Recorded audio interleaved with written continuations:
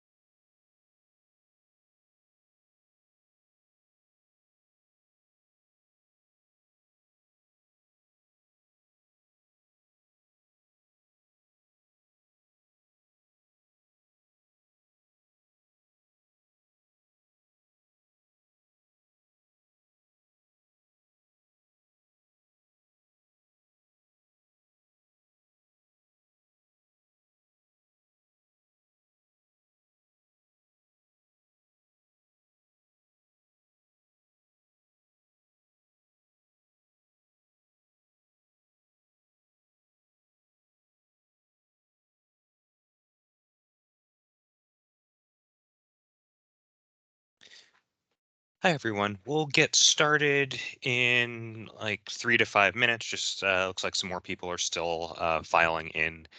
Uh, Thanks for joining the Q&A session. We'll start in a couple minutes.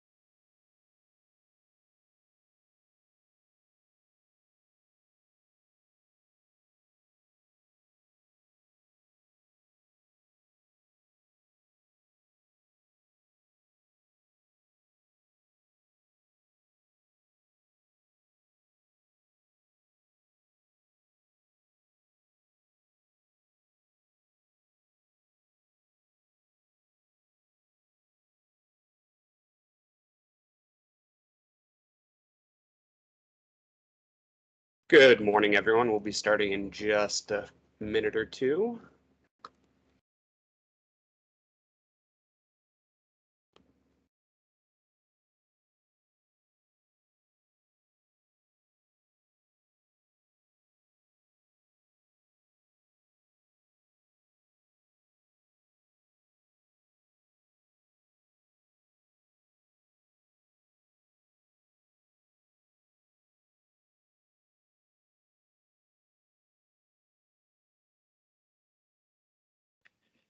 All right. Hi there, everyone. We'll go ahead and get started. I think some people still trickle in. I'm Andrew Anfora. I am the Senior FAS Manager for Universal Sequencing. This is another one of our weekly Q&A sessions. Just to remind let those of you that are new or those of you that are returning, a reminder, we are trying out a format now where every other week will be a general presentation and interspersed with more specific applications. So this week is going to be a brief general overview of our technology before we open it up to question and uh, answer.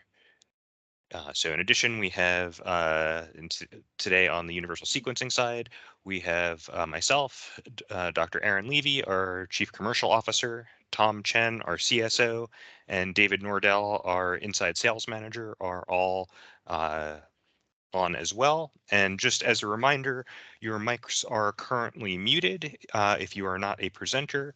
So feel free at any time to type questions into the chat window and Tom or I will answer them.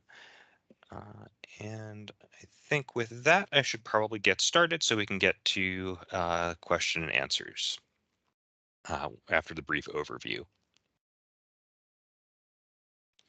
So just a reminder of what Universal Sequencing's TELSeq is. It is a whole genome sequencing focused library prep kit that is a simple one tube library prep.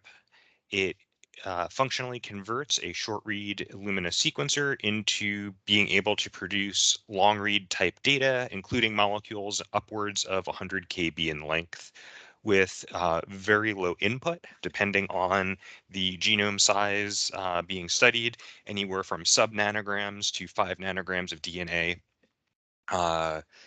input is required. And not going to go into really much detail in today's remarks, but you can use TELSeq for a number of applications, whether you are de novo assembling small, medium, or large genome. And you can also phase diploid organisms to aid in SV detection. And we have recently released some targeted approaches to phase more targeted regions down to PCR amplicon size fragments. So I'd like to give a overview of just some general background and a quick run through of our technology before opening it up to question and answer. So what's depicted on this slide is a high-level comparison of NGS platforms. And there's a cartoon representation of a diploid organism where you can see one chromosome labeled in blue and the other in red. So working from top to bottom, we see that short read platforms, which for the purposes of this talk are primarily Illumina sequencers, are capable of generating highly accurate, cost-effective reads of 1 to 500 base pairs in length. The a limitation of short read sequencing is that it is difficult to prepare a robust de novo assembly and is practically very challenging to phase haplotypes unless variants of interest are within 500 base pairs of one another. One solution to this limitation of short read sequencing is true long read sequencing, such as PacBio or Oxford Nanopore, where molecules of greater length are able to be assessed.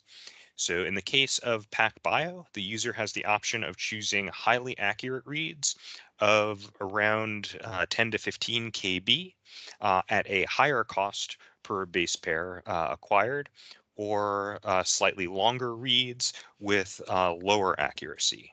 And these longer reads do enable more robust de novo assemblies and some degree of phasing of SNPs of interest. So to bridge the limitations of uh, cost, quality, and robustness, we have created a linked read reagent. I'll go into the mechanism a little more in the next slide, but at a high level, we take intact very long DNA fragments and apply a barcode pre-fragmentation so that we can look back at the short read library fragments and assign them to a molecule of origin. And we uh, in the slide, we indicate we can capture molecule information up to 150 kb in length. Really, the major limitation is the length of DNA going in. We can certainly capture molecule lengths greater than 200 kb if there are such molecules present in a data set. So not only are we approximating what you can do with long read sequencers, we are actually able to capture larger molecules than PacBio systems are able to do with high accuracy. I'm not going to go into too much detail about the mechanisms of our library prep for the sake of time. I do want to mention that our workflow is very straightforward and does not require any exotic equipment. All the manipulations take place in a PCR tube and utilize a magnetic stand. Key points of our protocol are that we use beads that have unique 18 base pair uh, uh, barcodes, and this gives us a theoretical library of approximately 2 billion barcodes to label molecules. We will mix these beads with a transpososome complex and long DNA. Long DNA for us, for most workflows, should be molecules greater than 10 kb in length, ideally greater than 40 kb in length. We will mix the transpososome, bead, and DNA, and it will form the complex you see here with the transpososome binding the barcode site on the bead, as well as the super long DNA molecules. We then add a second transpososome for tagmentation of the DNA. We break and wash the DNA fragments, and the DNA fragments that contain both transpososomes in the proper orientation will be amplified by a PCR reaction which adds the P7 and P5 tags to make it a Illumina compatible library. So our workflow is very quick and requires minimal hands-on time. From a purified high molecular weight DNA to sequenceable library takes 3 hours. So we are very competitive in terms of turnaround time of our workflow. Once somebody is familiar with our workflow, it would be possible to start with biomass DNA isolation and still be able to set up your sequencing run by the end of a single workday. I'm not going to go into much detail on our software, just at a high level. We provide free software tools for QC and denoising of our data. And we currently have a de novo assembly tool for small and medium-sized genomes available, and we also have a phasing tool available. These software tools are freely downloadable as Docker and Singularity images from our website. Additionally, the QC tool and the de novo assembly tool are currently available on Illumina's base space. And we are in the process of beta testing the phasing pipeline, which will also be available on base space in the very near future. Additionally, our data type can be converted into a format that is compatible with 10x Genomics linked read tools. Our data types are similar, so many people are interested in continuing to use Long Ranger and Supernova, and we have a conversion tool to enable that workflow. Additionally, after running our QC pipeline, you can take our data and do something else entirely if you think you have a better idea than is depicted here on these slides. So really just before opening it up to questions, just reiterate that we are a very rapid workflow, so 3-hour library prep that requires very low input. So if we are looking at a microbial genome, it would be a sub-nanogram quantity of DNA. For a large genome, we would need 3 to 5 nanograms of DNA. Our assay is able to preserve super long DNA fragment lengths.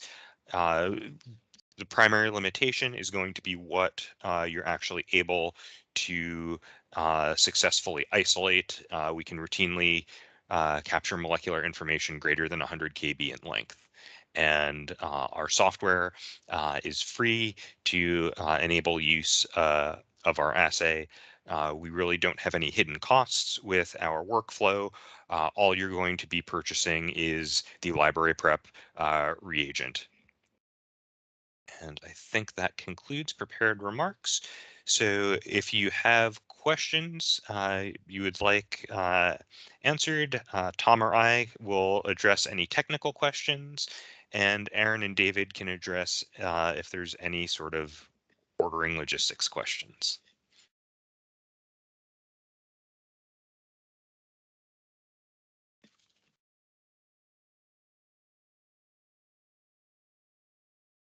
And I can see at least one person starting to type a question, so good.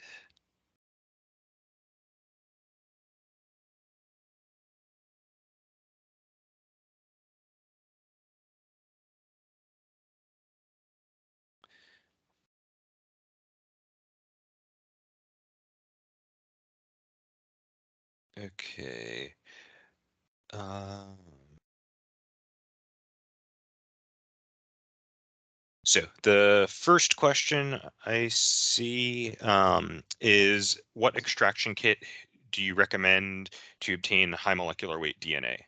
Tom, would you like to take a first pass and then I can fill in with other remarks maybe? Sure. Yeah, for the high molecular DNA, it also depends what's the sample type. It's there's some from tissue, some from cells. Um, for us, we have but based on some early literature, we have a homebrewed method, which is using high salt to extract DNA. That method, I think we posted already as an app note. That's good for some cells, tissue culture cells, those kind of type of application. We can also use this method for some bacterial samples. Uh, However, there's also several commercial available kit. I think we should also have some instruction. We can go back check. There is some commercial kit you can also use. To truly, it's depending on sample type. We currently don't have very good solution for plant samples. There's some varieties critical online. However, at this point, there's no very consistent DNA extraction protocol for plant sample yet. So yeah, I would just add there are a number of commercial kits out there. One that I know off the top of my head is the Gentra Pure Gene from Qiagen that can support a wide number of tissue types. We have not specifically tested anything other than the homebrew method that Tom is calling out, but we're looking to uh, continue to expand guidance. I think the main thing to look at for a high molecular weight extraction kit is to see how the vendor is defining high molecular weight and see if you can get some type of gel image representation of what the kit is providing. High molecular weight DNA is a term that means different things to different use cases. So as long as a kit can produce the majority of its DNA fragments greater than 40 kb in length, we would expect it to work well for our application. Yeah, I really brought up a good point. For high molecular DNA, it's also depend on application.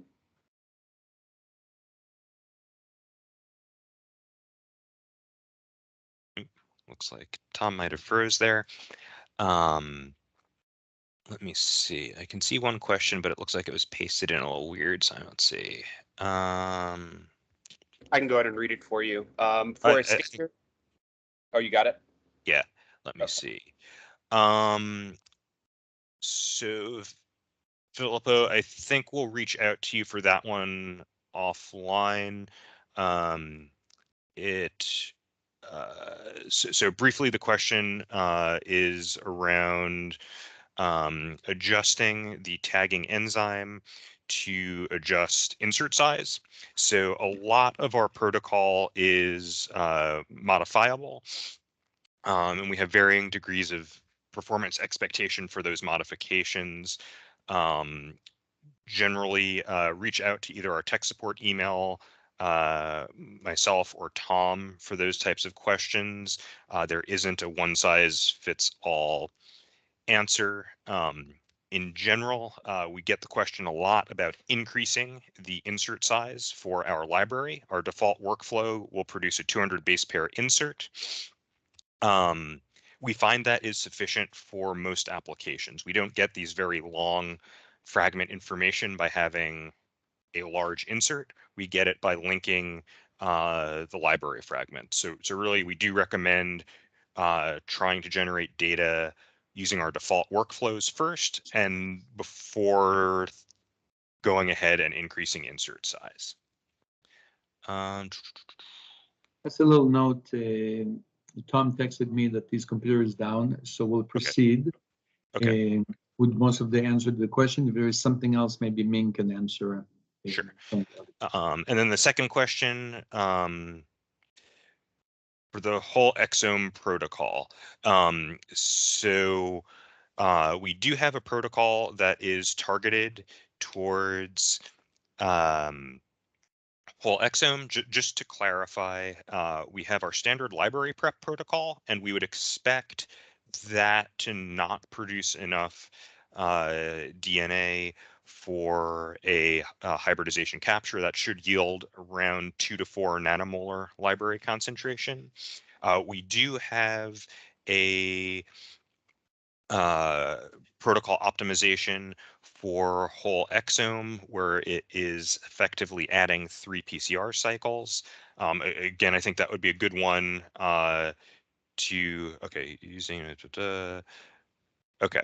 For that question, it sounds like if you are using the exome and still getting low yield, that would also be something. Email our tech support. That's going to be a little bit of a longer discussion to check on things and probably want to see some data. For marine creatures or insects, is there any preference for using the head or tail to create better samples? That is an excellent question. So for insects, whenever, if you're doing an insect isolation at least, and that's where I have the most experience between the two, if you have to use an adult insect, use the head. That's going to have more DNA and less exoskeleton. Really best case scenario for insects, if you're able to harvest larvae or pupae, really the younger the organism, the easier it's going to be to isolate DNA. Pretty much any whole organism DNA isolation, if the organism doesn't have blood you can isolate, you generally want to use the youngest biomass available. Tends to have the most actively growing cells. So really the highest highest mass of DNA per unit mass of organism.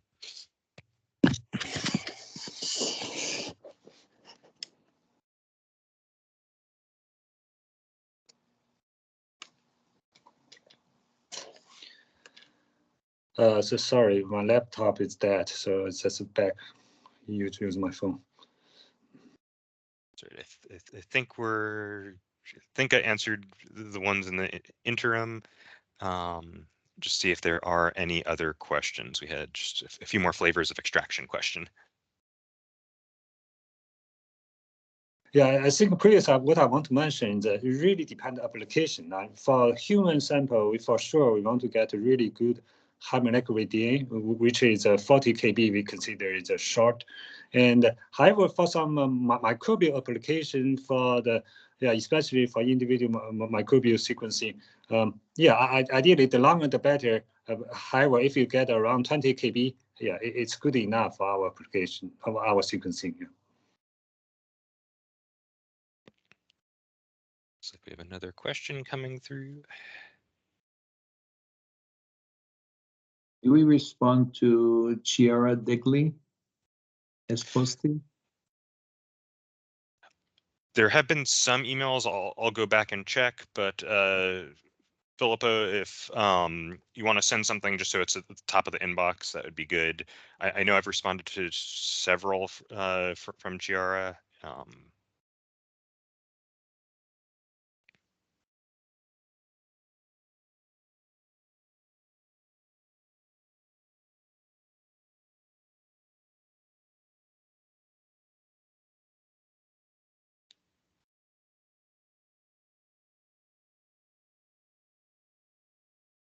Okay, looks like a few more questions and comments coming through in the chat.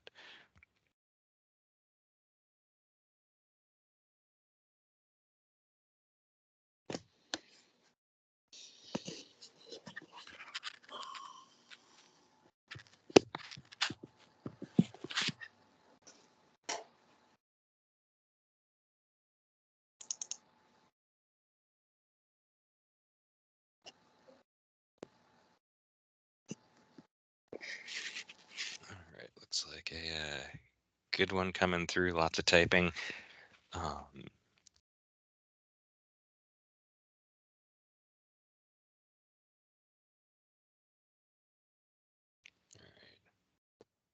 Or not seeing stuff come through. So just we'll give it another minute or two, see if anybody has any questions.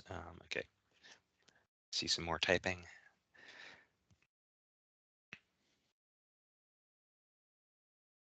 Marie from Totogene, you got your response to your question, right? Yeah, we addressed that. The HMW DNA? Yes. Good, thank you. All right, well, I am not seeing any other questions typed in. Aaron, oh, haha.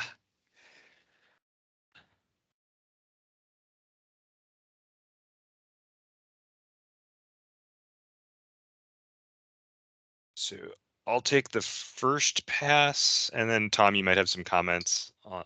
Sorry, what's the So question? the question is the common SDS or CTAB method of extracting DNA a good method?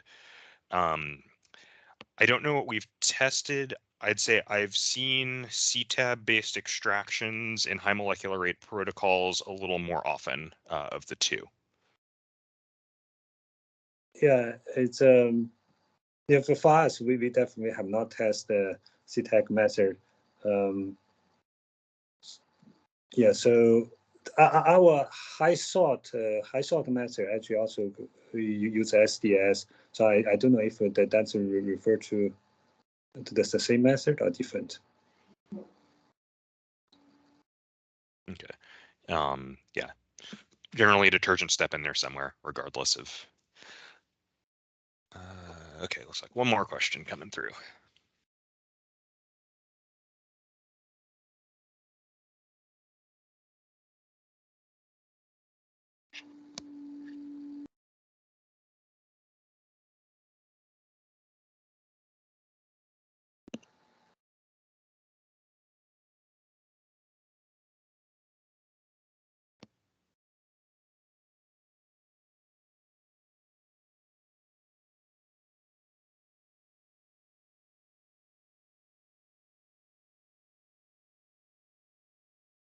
Okay, so the next question is, are there any temperature restrictions when doing the DNA extraction?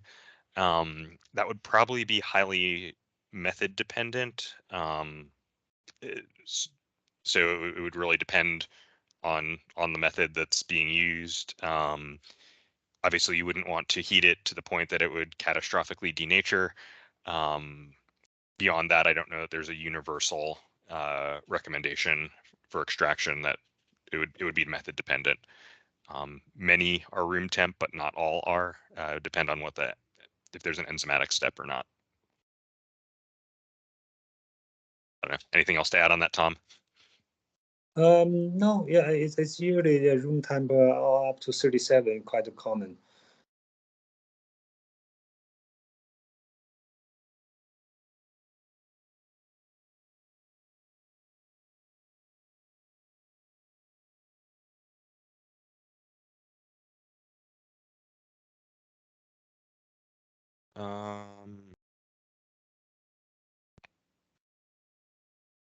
So one more question. So is there a negative effect of doing the library prep if the temperature is not 37 as recommended, but 2 to 3 degrees below?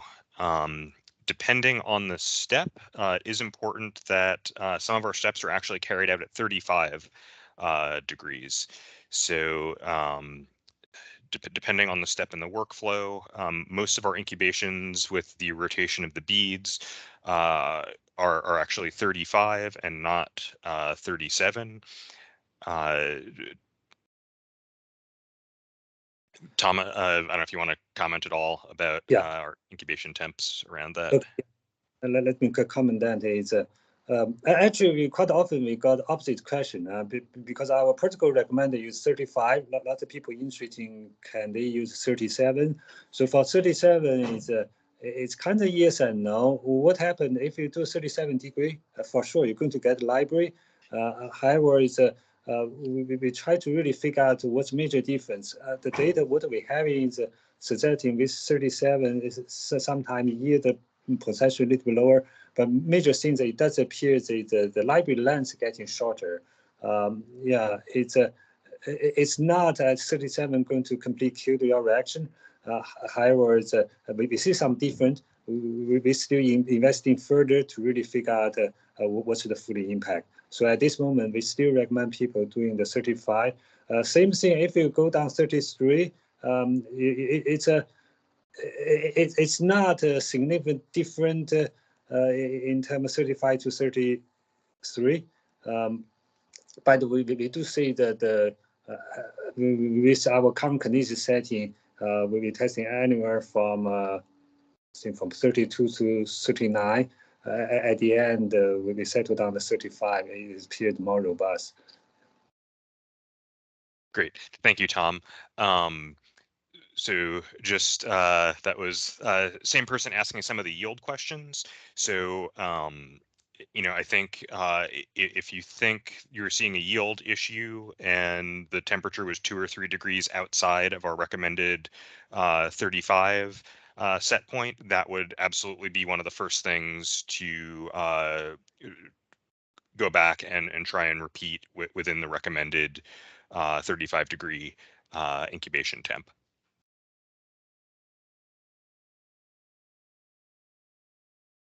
And give it like 1 more minute. I'm not seeing any more questions typed into the chat. Just let the clock go 1 more minute. Thank you, everybody that's still on the Q&A session. I hope everybody that was on isn't being shy about questions. If nobody else has anything else questions-wise or announcements-wise, I think we can probably go ahead and end. I'm not seeing additional questions being typed in. Tom or Aaron, did you have anything else you wanted to chime in with, or are we good to end? I think maybe we can put the last slides about some of the references we have on the website and recent videos, the YouTube. You mentioned a couple items. All right, yeah, let me. So there are just to close out, here are some additional readings. If you weren't familiar with some of these resources, and this list will continue to grow. We can probably start updating a few more items on here. But here's some great background reading if you were interested and want to know more, or had a question that you were afraid to ask, you might have an answer in some of these links.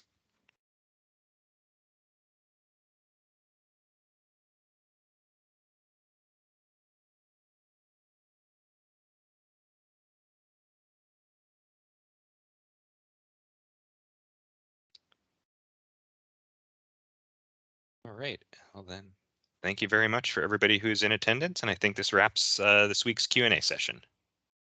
Thank you.